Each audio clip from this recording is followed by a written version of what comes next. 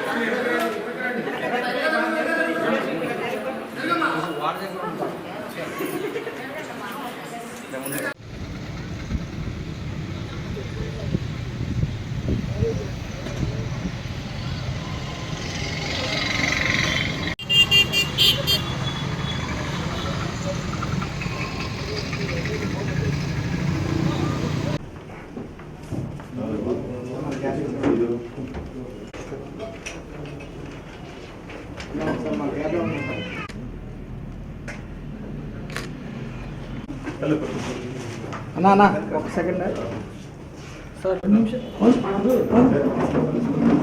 ఆఫీస్కి వెళ్ళిన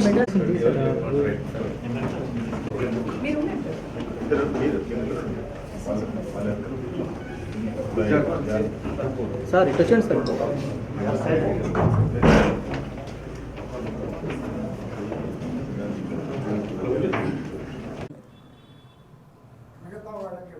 లేదు.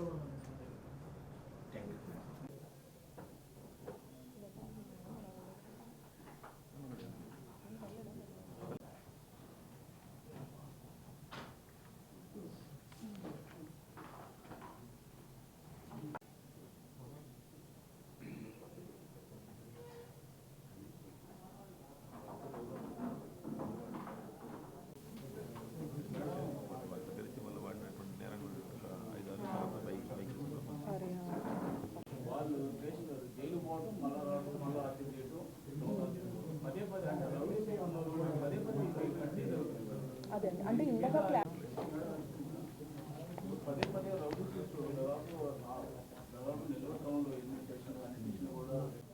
అందరికీ నమస్కారం. ఈ నెల 8వ తారీఖున నవాబ్పేట పోలీస్ స్టేషన్ లిమిట్స్లో వుడ్ హౌస్ సంఘం అనే ఏరియాలో నైట్ 9:30కి కోడూరు కళ్యాణ్ అనే వ్యక్తిని ఒక 5గురు వచ్చి హతమార్చినట్లుగా మాకు ఇన్ఫర్మేషన్ రావడంతో ఇమీడియట్గా ఎఫ్ఐఆర్ రిజిస్టర్ చేసి కేసు ఇన్వెస్టిగేషన్ స్టార్ట్ చేయడం జరిగింది. దీంట్లో భాగంగా మా నెల్లూరు జిల్లా ఎస్పీ కృష్ణకాంత్ సార్ ఆదేశాల మేరకు అన్వర్ బాషా గారు ఇన్స్పెక్టర్ నవాబ్పేట ఇన్స్పెక్టర్ గారి ఆధ్వర్యంలో టీమ్స్ ఫామ్ చేయడం జరిగింది. టీమ్స్ ఫామ్ చేసి ఇన్వెస్టిగేషన్ అనేది స్టార్ట్ చేయడం జరిగింది. సో ఈ హత్యకు గల మెయిన్ రీజన్ ఏంటి అని అంటే, సంక్రాంతి టైంలో మన పెన్నా రివర్ దగ్గర ఏటి పండుగ జరుగుతుంది. ఆ ఏటి పండుగలో ఈ చనిపోయిన డిసీజ్డ్ ఎవరైతే ఉన్నారో ఇతనికి మరియు A1 అజయ్ కుమార్ అనే అతనికి ఇద్దరి మధ్యలో కైట్స్ ఎగిరేసే విషయంలో గొడవ జరుగుతుంది. ఆ గొడవ జరిగిన తర్వాత ఇద్దరు పరస్పరం ఒకరినొకరు చంపుకుంటాము అని చెప్పి బెదిరించుకుంటారు. అప్పుడు దాని తర్వాత ఈ చనిపోయిన డిసీజ్డ్ ఎవరైతే ఉన్నారో ఇతను రెగ్యులర్గా నిన్ను చంపేస్తాను అని చెప్పి A1ని బెదిరించడం వల్ల అతను ఎక్కడ చంపేస్తాడు అన్న భయంతో ఈ A1 అజయ్ కుమార్ ఎవరైతే ఉన్నారో వాళ్ళ ఫ్రెండ్స్తో కలిసి ఒక ముగ్గురిని రెక్కీకి పంపించి ఈ కోడూరు కళ్యాణ్ అనే వ్యక్తి ఎక్కడైతే ఉంటున్నాడో రెక్కీకి పంపించి వీళ్ళందరూ ప్లాన్ చేసుకొని ఇంకో 5 మెంబర్స్ 2 బైక్స్ పైన A1 నుంచి A5 ఎవరైతే ఉన్నారో వాళ్ళు 2 బైక్స్ పైన ఒక బండి మీద ముగ్గురు ఇంకో బండి మీద ఇద్దరు వచ్చి ఇతన్ని అక్కడ నరికి చంపడం జరిగింది. సో ఈ 8 మంది కోసం మేము హత్య జరిగినప్పటి నుంచి గాలిస్తున్నాము. స్పెషల్ టీమ్స్ అనేది ఫామ్ చేసి అట్లానే ప్రస్తుతం ఉన్న టెక్నాలజీ అండ్ మాకున్న ఇన్ఫర్మేషన్ అన్ని గ్యాదర్ చేసుకొని ఈరోజు మార్నింగ్ వాళ్ళని జగనన్న కాలనీ దగ్గర ఐడెంటిఫై చేసి వెళ్ళి అందరినీ కస్టడీలోకి తీసుకోవడం జరిగింది. సో ఇది మెయిన్గా ఇలాంటి యాక్షన్స్ ఏవైతే ఉంటాయో ఇల్లీగల్ యాక్టివిటీస్ కానీ ఇలా ఒకరినొకరు హత్య చేసుకోవడము ఇలాంటి వాటి మీద ఖచ్చితంగా కఠిన చర్యలు ఉంటాయి. లా ప్రకారం యాక్షన్ తీసుకోవడం జరుగుతుంది. ఎవరు ఇట్లాంటి వాటికి పాల్పడొద్దు. ఇవన్నీ సినిమాలు మూవీస్ చూసి ఇన్ఫ్లుయెన్స్ అవ్వడము, ఇలా కత్తులు వాటితో చంపడము నరకడం అనేది అనవసరంగా భవిష్యత్ నాశనం చేసుకుంటున్నారు. తర్వాత మీకు లైఫ్ ఉండదు కన్విక్షన్ పడితే. సో ఇట్లాంటి ఆలోచనలు ఏమన్నా ఉంటే మానుకోండి. కంప్లీట్గా నెల్లూరు టౌన్ అనేది పీస్ఫుల్గా ఉండాలి. ఫైనల్గా కావాల్సింది అది.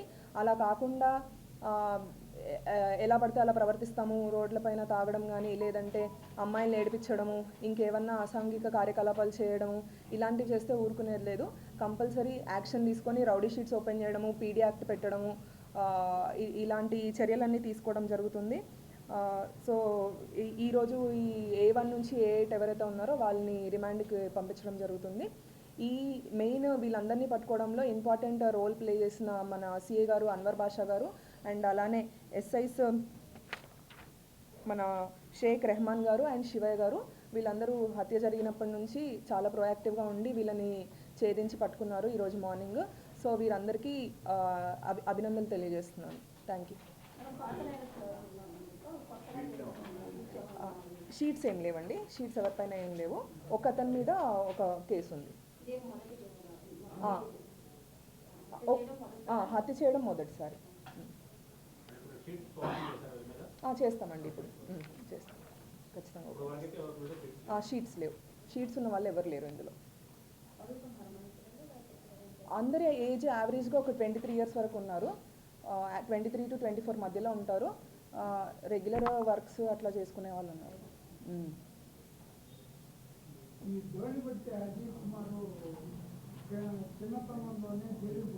అదే అండి, ఒక కేసు ఉంది అని చెప్పాను కదా, అతను